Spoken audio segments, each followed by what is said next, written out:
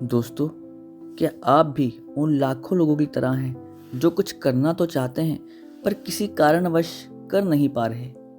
जैसे कोई बिजनेस शुरू तो करना चाहता है पर सही समय का इंतज़ार कर रहा है। कोई बच्चे को पढ़ाना तो चाहता है पर उसी समय उसका फेवरेट सीरियल भी आता है। और कोई रोज़ 8 घंटे पढ़ना चाहता है लेकिन घर में बहुत डिस्टरबेंस रहती है। तो आपको ये कहानी अंत तक पूरी सुननी चाहिए। संभव है कि आपको अपनी समस्या का समाधान मिल जाए। एक सिपाही अपने घोड़े पर सवार होकर राज्य की सीमाओं का निरीक्षण करने निकला। घंटों चलने के कारण सिपाही और घोड़ा दोनों ही थक गए थे। सिपाही ने तो अपने पास रखे पानी से प्यास बुझा ली, पर बेचारे घोड़े के लिए कहीं पानी नहीं दिखा। पानी की तलाश में दोनों आगे बढ़ गए। थोड़ी देर चलने के बाद कुछ दूर पर एक बूढ़ा किसान अपने बैल के साथ दिखा। वो खेतों की सिंचाई कर रहा था।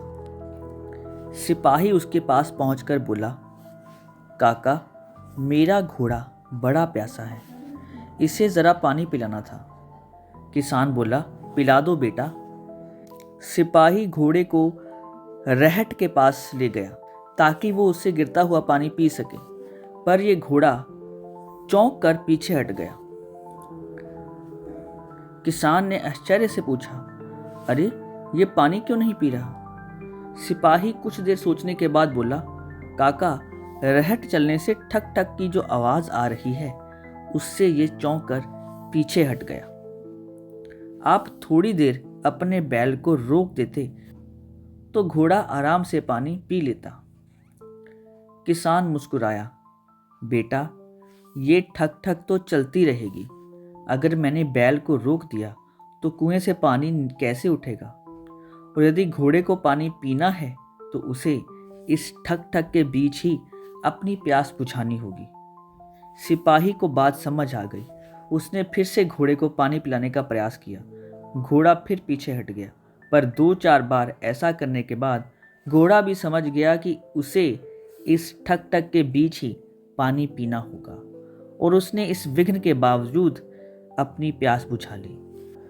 उस घोड़े की तरह ही यदि हमें भी अपनी इच्छाएं पूरी करनी है तो जीवन में चल रही ठक ठक पर से ध्यान हटाना होगा।